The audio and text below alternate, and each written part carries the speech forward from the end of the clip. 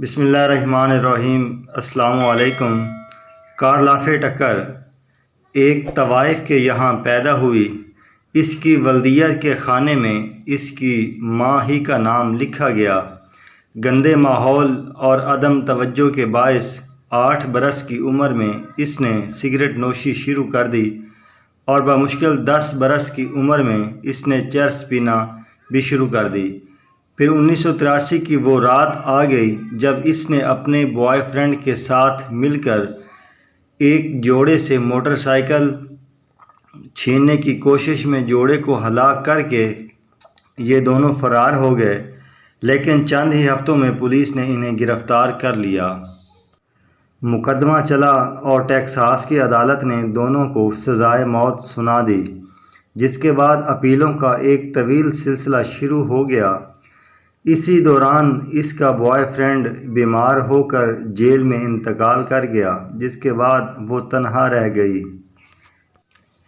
Jail حکام کو اس حادثے کا کوئی علم نہیں جس نے اس کی زندگی کا رخ ہی بدل دیا۔ وہ لڑکی جو بات بات پر جیل انتظامیہ کو ننگی گالیاں دیا کرتی تھی، وہ اچانک اپنا زیادہ تر وقت بائبل کے مطالعے میں گزارنے لگی۔ وہ نشئی عورت جو ہر وقت سگریٹ اور شراب کا مطالبہ کرتی رہتی تھی، اب زیادہ تر روزے سے رہنے لگی اور اب خدا اور مسیح کے سوا کسی چیز کا نام نہیں لیتی تھی۔ وہ ایک طوائف زادی اور قاتلہ کی جگہ مبلغہ بن گئی، ایک ایسی مبلغہ جس کے ایک ایک لفظ میں تاثیر تھی۔ پھر اس نے جیل ہی میں شادی کر لی اور تبلیغ کو اپنی زندگی کا نصب العین بنا لیا۔ اس کی بدلی ہوئی شخصیت کی مہک جب جیل سے باہر پہنچی تو اخبارات کے رپورٹر جیل پر ٹوٹ پڑے اور امریکہ کی معاشرتی زندگی میں بھونچال آ گیا۔ یہاں تک کہ پوپ جان پال نے بھی زندگی میں پہلی بار عدالت میں کسی قاتلہ کی سزا معاف کرنے کی درخواست کر دی۔ سزائے موت سے 15 روز قبل جب لیری کنگ جیل میں ٹکر کا انٹرویو کرنے گیا تو دنیا نے CNN پر ایک مطمئن اور مسرور چہرہ دیکھا جو پورے اطمینان سے ہر سوال کا جواب دے رہا تھا۔ لیری نے پوچھا، تمہیں موت کا خوف محسوس نہیں ہوتا؟ ٹکر نے مسکرا کر جواب دیا، نہیں، اب مجھے صرف اور صرف موت کا انتظار ہے اور میں جلد اپنے رب سے ملنا چاہتی ہوں، اپنی کھلی آنکھوں سے اس ہستی کا دیدار کرنا چاہتی ہوں جس نے میری ساری شخصیت ہی بدل دی۔ انٹرویو نشر ہونے کے دوسرے روز پورے امریکہ نے کہا، نہیں، یہ وہ ٹکر نہیں ہے جس نے 2 معصوم شہریوں کو قتل کیا تھا، یہ تو ایک فرشتہ ہے جو صدیوں بعد پیدا ہوتا ہے، اور فرشتوں کو سزائے موت دینا انصاف نہیں، ظلم ہے۔ رحم کی appeal Texas board of warden and payroll کے سامنے پیش ہوئی۔ 18 رکنی بورڈ نے کیس سننے کی تاریخ دی تو 2 ممبروں نے چھٹی کی درخواست دے دی، جبکہ باقی 16 ممبران نے سزا معاف کرنے سے انکار کر دیا۔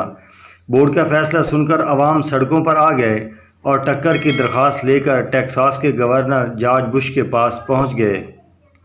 امریکہ کے معزز ترین پادری جیسی جیکسن نے بھی ٹکر کی حمایت کر دی۔ گورنر نے درخواست سنی، جیسی جیکسن اور ہجوم سے اظہار ہمدردی کیا، لیکن آخر میں یہ کہہ کر معذرت کر لی، مجھے قانون پر عمل درآمد کرانے کے لیے گورنر بنایا گیا ہے، مجرموں کو سزا معاف کرنے کے لیے نہیں۔ اگر یہ جرم فرشتے سے بھی سرزد ہوتا تو میں اسے بھی معاف نہ کرتا۔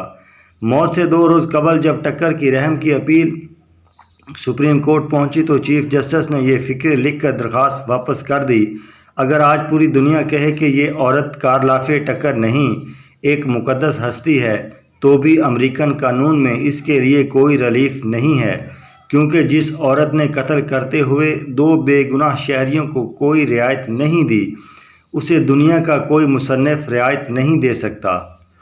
ہم خدا سے پہلے ان 2 لاشوں کے سامنے جواب دہ ہیں جنہیں اس عورت نے ناحق مار دیا۔ 3 فروری 1998 کی صبح 5:45 بجے ٹیکساس کی ایک جیل میں 38 سالہ کارلافے ٹکر کو زہریلا انجیکشن لگا کر سزائے موت دی گئی۔ 4 فروری کو جب CNN سے کارلافے ٹکر کی موت کی خبر نشر ہو رہی تھی تو میں نے اپنے ضمیر سے پوچھا، کہ وہ کیا معجزہ ہے جو امریکہ جیسے سڑے ہوئے بیمار معاشرے کو زندہ رکھے ہوئے ہے۔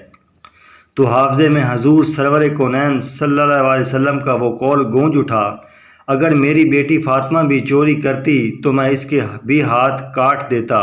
اور حضرت علی کا بھی وہ قول زرین چمکنے لگا، معاشرے کفر کے ساتھ تو زندہ رہ سکتے ہیں لیکن ناانصافی کے ساتھ نہیں۔ تو دوستو، اگر آپ کو ویڈیو اچھی لگی ہو تو کامنٹ ضرور کیجیے گا اور ہمارے چینل آصف بخاری سکلز کو سبسکرائب ضرور کیجیے گا۔ جزاک اللہ۔